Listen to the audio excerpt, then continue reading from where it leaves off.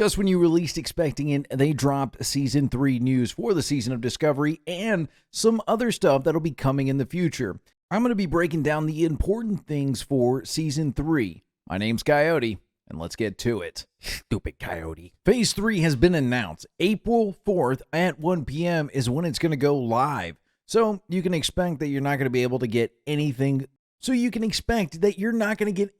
productive done that weekend. Let's take a look at all these different things that are coming in Season 3 that have been announced.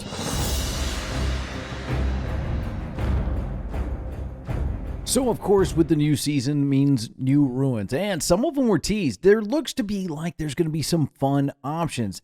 Every class was at least given 2, the warrior given 3. Now, some of these look like they're going to change the whole fundamental way you play your spec, including the warrior's gladiator ruin.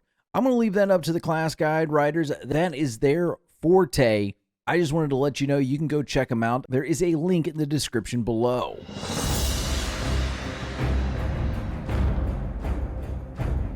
It's finally here. One of the most requested items for the Season of Discovery, a dual talent specialization, is finally here.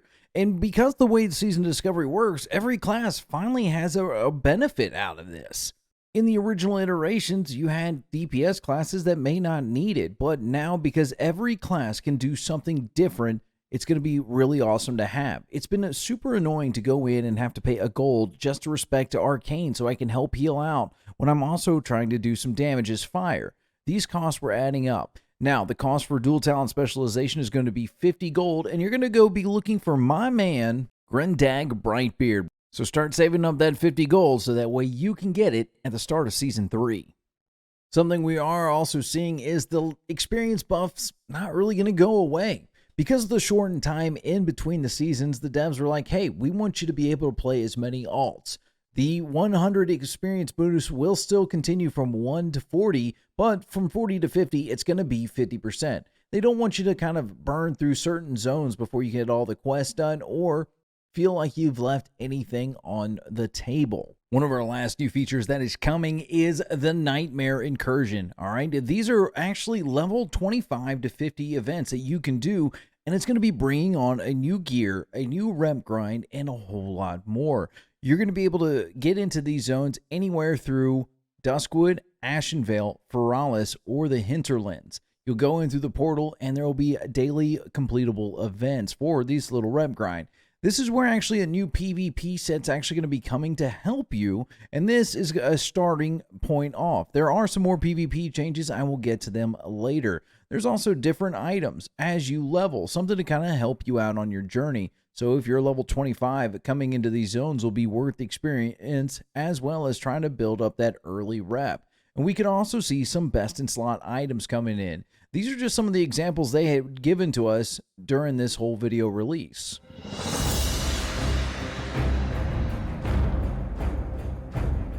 If you were like me and you were hoping that the Blood Moon event would be over, well, it's not. No, it's still here. They've actually increased the level to 50, and they've got a new currency called the Massacre Coins.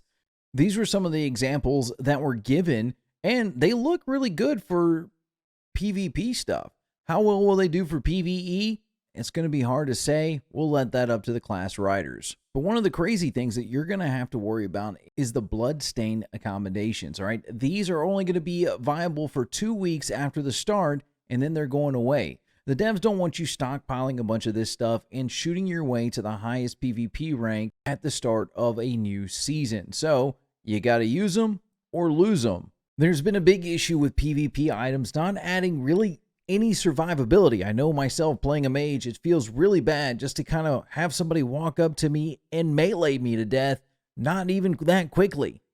So now we're going to see some new level 50 PvP sets. The starting sets are going to be coming from, as like we mentioned, the Nightmare Incursions. But there's also going to be some new sets that require ranks 5, 6, and 7. These new full P sets are going to actually offer a giant bonus. So as a PvPer, you may want to start making your plans to acquire these sets as soon as possible.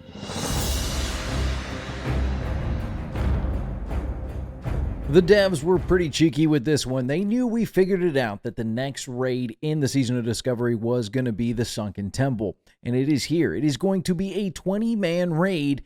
But here's going to be the big news. On a 7-day lockout. The devs made this call because they knew going into 20-man raids, it was going to be harder to coordinate that same 3-day lockout that we've been rolling with BFD and Nomergan. Now, there's nothing going to change about those raids. Those will still be on that 3-day lockout. But this one is going to be at that 7-man. And moving forward, all raids after this are going to be 7-man. Will they stay 20-man is hard to say. We'll see that in the future. For my more sweatier friends out there, guess what? This raid is going to be available day one. So if you're able to get a full team of 20 to 50 on day one of lockout, you're going to be able to hit this. With 20 people being in this raid now, we're also getting to see more items drop. They have a bunch of new items added, both cosmetic and actual functional gear for you to equip. And now we have a change to the token system. In Nomer, it's been kind of a free-for-all for the different tokens, and our guild has actually started going into a main versus alt system to kind of help get these tokens to the right hands. Moving into the Sunken Temple, these tokens are actually going to be class-based. Each class is going to be on one set of a tier token, so you may see groups inviting only a certain amount of people on their specific token to kind of help them out with gear. And this could be a good or bad thing, but we'll see about that in the future. There's also going to be a change to some of the quest gear for the Sunken Temple. We saw that in Nomer, some of the gear just didn't add up. You honestly felt like it was weaker than Black Fathom Deep's gear, and you really didn't use it. Well, the devs took notice of this and some of the memes that were out there about it, and now they're fixing it. So there's going to be an update to the leveling gear from these quests. So expect to see some changes to those in some BIS list as they come out.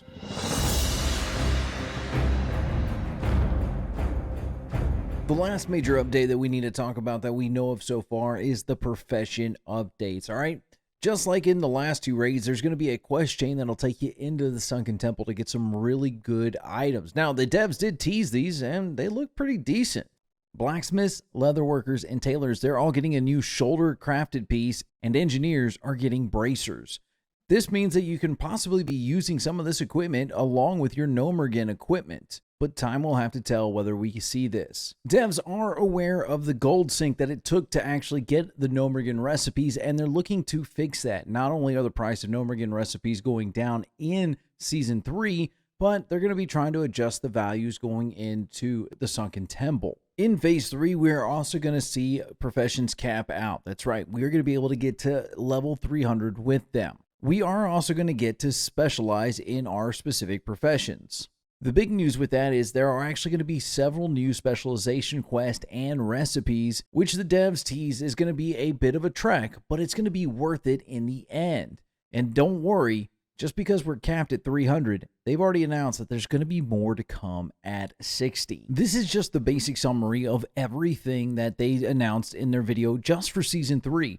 I wanted to stay away from the future speculation because that's a lot going on. Let's just focus on the here and now. Don't forget, April 4th at 1 p.m., Season 3 drops, and everything we just talked about goes live. I'll keep you updated on any different news that comes up for the Season 3. Just stay tuned right here to the Stupid Coyote channel.